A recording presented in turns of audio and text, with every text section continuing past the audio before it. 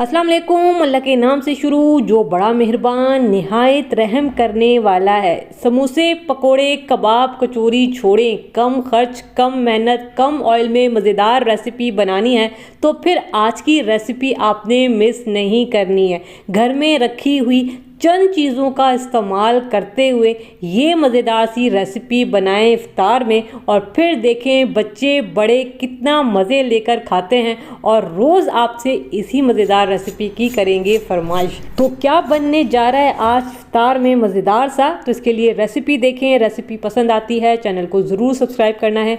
Start करेंगे बिस्मिल्लाहिर्रहमानिर्रहीम। तो ये रेसिपी बनाने के लिए हमें यहाँ पे चाहिए होंगे आलू, जो कि हर घर में मौजूद होते हैं, कुछ हो ना हो लेकिन आलू घर में होते हैं। यहाँ पे मेरे पास 6 मीडियम साइज़ के आलू हैं, ठीक है। अगर आपके पास बड़े साइज़ के हैं तो आप 3 ले सकते हैं। आलूओं को मैंने छील लिया है और पानी में डाल दिया है ताकि ये काले ना हो। अभी मैं क्या करूँगी, इनको एक दफ़ा अच्छे से धो के साफ़ कर लूँगी और यहाँ पे ताज़ा पानी डालूँगी। लेकिन ये वाला जो मैंने पानी डाला है ये ठंडा पानी डाला है, ठीक है। पहले वाला पानी मैंने गिरा दिया था। अब हम क्या करेंगे, आलूओं को हम यहाँ पे करेंगे कद्दूकश।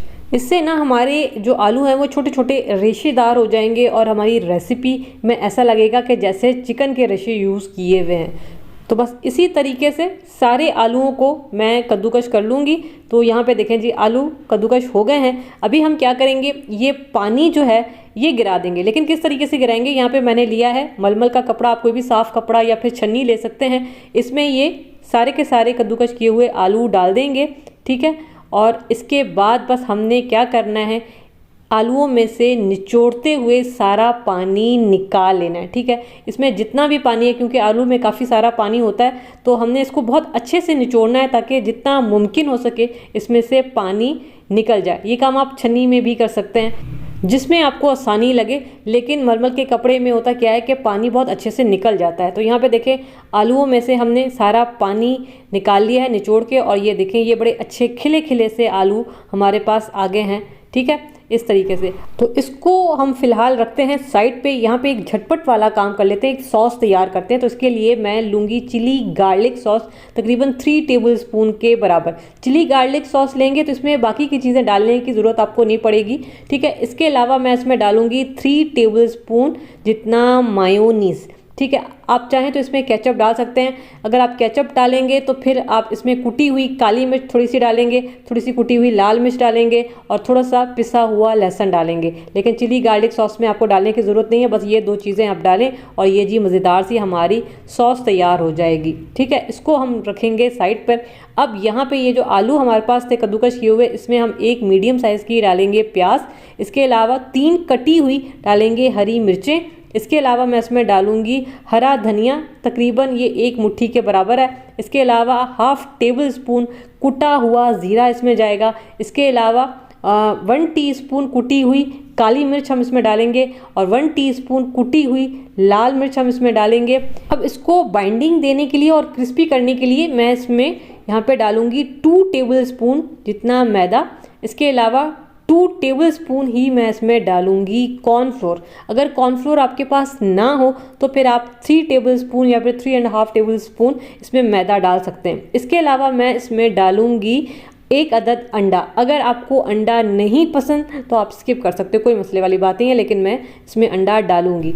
अब इसको ना थोड़ा सा और मज़ेदार बनाने के लिए मैं इसमें 3 अदद चीज़ के स्लाइस डाल रही हूँ ताकि बच्चों को भी ये चीज़ पसंद आए, ठीक है। मेरे पास चीज़ स्लाइस हैं तो मैं डाल रही हूँ। अगर आपके पास ना हो तो आप स्किप कर सकते हैं, इसके बगैर भी ये बहुत मज़ेदार बनते हैं। चीज़ है तो डालें, नहीं है तो ना डालें। देखिए, लेकिन अभी तक हमने नमक नहीं डाला है। नमक हमने इस वजह से नहीं डाला है क्योंकि अगर हम इसमें नमक डालेंगे ना तो ये फ़ौरन से सारी सब्जियां पानी छोड़ देंगी, जो कि हमें नहीं चाहिए। पहले हमने बहुत अच्छे से इन सारी चीज़ों की मिक्सिंग करनी है ताकि ये सारी चीज़ें अच्छी सी मिक्स हो जाएं और इसमें अच्छी सी बाइंडिंग आ जाए। तो हमने मिक्स करना है, क्योंकि अगर हम नमक डाल देते हैं ना तो मिक्स करते करते सब्जियों में से काफ़ी सारा पानी निकलता और फिर हैंडल करना मुश्किल हो जाएगा। तो ये देखें, इसकी अच्छी सी मिक्सिंग यहाँ पे हो चुकी है। अब हम डालेंगे नमक, ठीक है।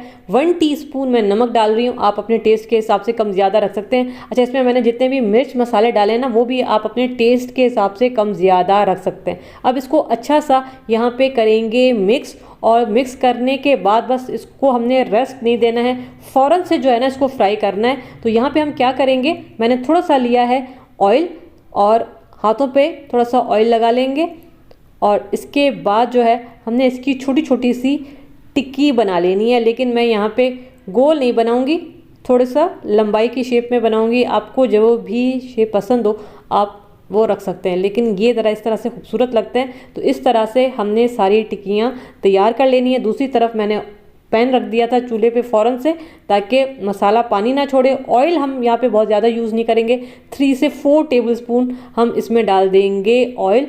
ऑयल को पूरे पैन में अच्छा सा फैला लेंगे, थोड़ा सा गर्म होने देंगे। जब पैन गर्म हो जाएगा तो आँच को यहाँ पे मीडियम कर देंगे और मीडियम आँच पे हमने ये टिक्की डाल देनी है इसमें, ठीक है। अब देखें आँच को तेज़ नहीं रखना है।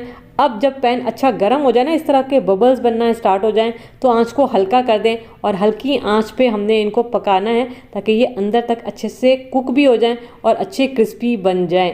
तो बस 1 से 2 मिनट के बाद हमने इसकी साइड चेंज करनी है। ये देखें, ये अब हल्का सा कलर आया है। इस तरीके से सबकी हम साइड चेंज करेंगे, दूसरी तरफ से भी कलर आने देंगे।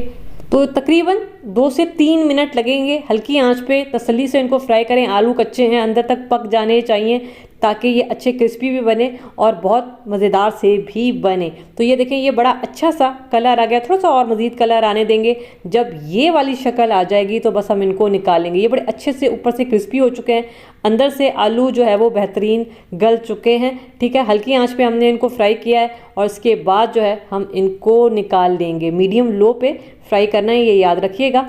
और ये देखिए क्या ज़बरदस्त हमारी माशाल्लाह से ये रेसिपी तैयार हुई है। इफ्तार के लिए कहने को सिंपल सी चीज़ें इस्तेमाल की हैं, लेकिन यकीन करें ये खाने में इतने मज़ेदार हैं कि आप खुद हैरान रह जाएंगे कि बग़ैर गोश्त चिकन के भी इतनी मज़ेदार रेसिपी तैयार हो सकती है। तो बस इसको हम निकालेंगे प्लेट में, ये देखें। और इसमें हम डाल देंगे चिली गार्लिक सॉस थोड़ा सा, और ये जो हमने अभी मायो सॉस तैयार किया था ये हम इसमें डाल देंगे।